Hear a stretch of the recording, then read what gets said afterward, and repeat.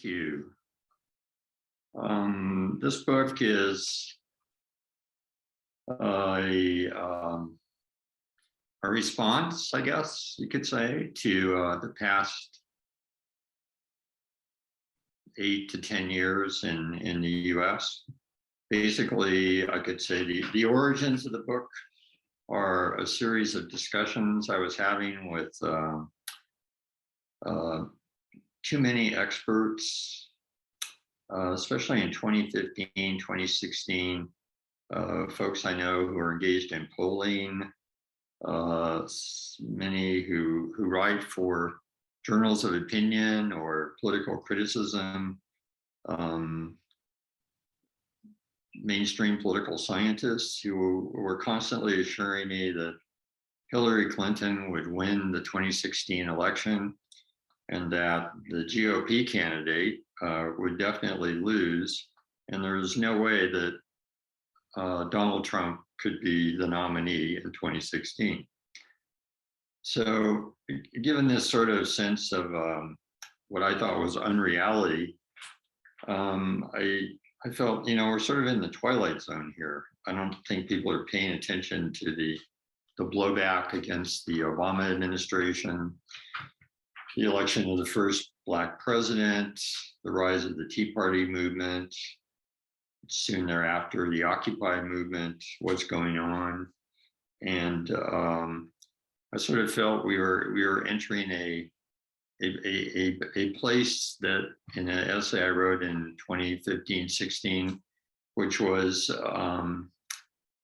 seemingly suitable for our former billionaire president, which I felt was something like the Trump zone, which in the famous words of Rod Serling is a zone not only of sight and sound, but of mind, a journey into the wonders of the land of imagination, because truly there is a certain demented imagination that was always active in that middle ground between light and sound, between science and the imagination, that Donald Trump and his Trump organization successfully exploited, because it lies between the pit of what Rod Serling called man's fears and the summit of his knowledge. And in doing this, I've been very interested in, I think, the ongoing and incomplete response of the American state and American society to essentially definitely the 1960s, the civil rights movement, the women's rights movement, the anti-war movement, the environmentalist movement, the peace with honor response of the Republican Party under Richard Nixon to withdrawing the United States from the Vietnam misadventure. But prior to that, the kind of what was on the conscience of American so-called conservatives, as expressed by Barry Goldwater. Since I am a, what could you say, son of the soil of flyover country, and many of the folks that I've grown up with, remain in contact with, are those that Hillary Clinton often has been tagged with too often as calling the deplorables, somewhat out of context, but probably somewhat in context. I thought it would be interesting to respond to the Trump administration through its various misadventures from 2017 through 2021, and focusing especially on what many people call J6, the insurrection, the riot, the visit of boisterous tourists, whatever you want to say, at the American Capitol. So essentially what this book does is go through the Trump years, reacting to how I think there are many strains from 1963-64 with Barry Coldwater, 1968 to 1974 with Richard Milhouse Nixon, to 1976, a little flash there with Ronald Reagan, and then again, clearly in the first Reagan administration. And then years of so-called Little Bush, 2000 to 2008, setting up the stage for what has been a very conflicted, unstable change in the public sphere in the United States, and exposing I think what is definitely the fragility of American electoral democracy, the fragility of any sense of common community, and the fragility of a civic awareness, much of which I think is a result of many things. One thing that I think Trump was right about, that George W. Bush's decision to intervene clearly into Iraq in 2003, if not in Afghanistan in 2001, has probably been one of the single most disastrous foreign policy decisions ever made by the U.S. But then, what drove that sort of decision? And looking back, I tie this into the persistence, I would say probably the growing presence of what has been described as an administrative, a service, a superpower state in the United States, beginning in right after World War I, after the very divisive and very contested 1912 election, which was the first one held where there were the 48 contiguous US states, and we had a Southern Democrat who had, after a contested convention, finally come up to be the actual Democratic candidate, Woodrow Wilson. We had an establishment Republican, William Howard Taft, who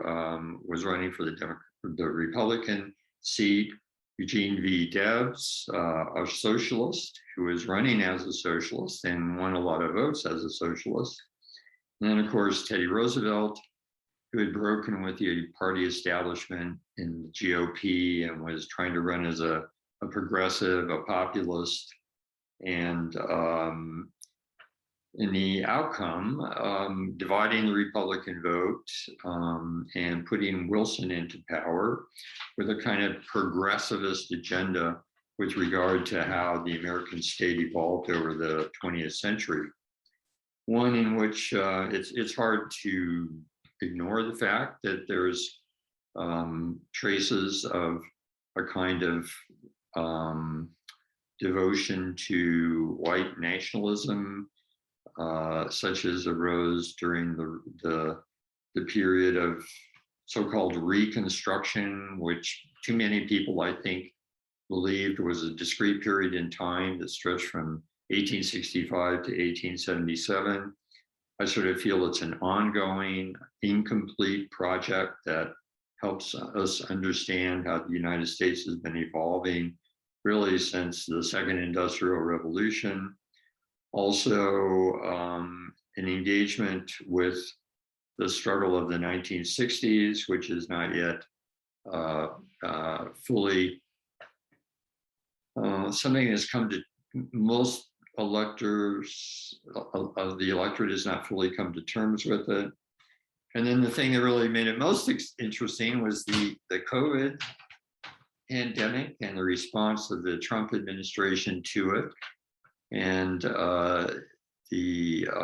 response to the pandemic, which initially came out as what Virilio has characterized as an administration of fear by experts to sort of manage personal security and personal safety in accord with the approach taken by scientific experts, which of course was red meat for someone like Donald Trump, who had no use for scientific experts, technological expertise, who flipped the what Virilio would call the administration of fear to a politicization of the fear of administration that we have continued to see flare up with each new wave of the evolution of the COVID virus. And with that, something that's been growing in the US since the end of the Cold War, call it what you will, white nationalism, white supremacism, the patriot movement, which arguably is a sort of undeclared, low intensity second or third civil war that's been going on, essentially continues. And I think, blew up on January 6, 2021 at the instigation of both the Trump organization, certain radical groups associated with supporting him, the Boogaloo Boys, the Oath Keepers, the Three Percenters, other patriotic so-called movements trying to defend one vision of American democracy versus that which was trying to be implemented in the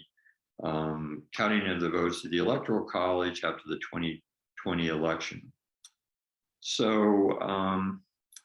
in the book, the qualities of Donald Trump and Trumpification are the accentuation of these currents within American democracy, which are not going away. And the current Trumpification of many local, county, state, Republican Party organizations who are in turn, clearly organizing ways to become more active at the polls, boards of election, the way in which the national vote is cast with the attempt to suppress votes of those that they feel are not appropriate to maintain the sort of vision of the Make America Great Again movement, which until the last month, I was somewhat in a more anxious state about, because of course, before Putin invaded Ukraine, Trump was praising his visionary leadership and what a strong guy he was. Possibly, depending on how the Ukrainian intervention turns out, he'll be, and many of his followers will be discredited as the West sort of comes together to try to support the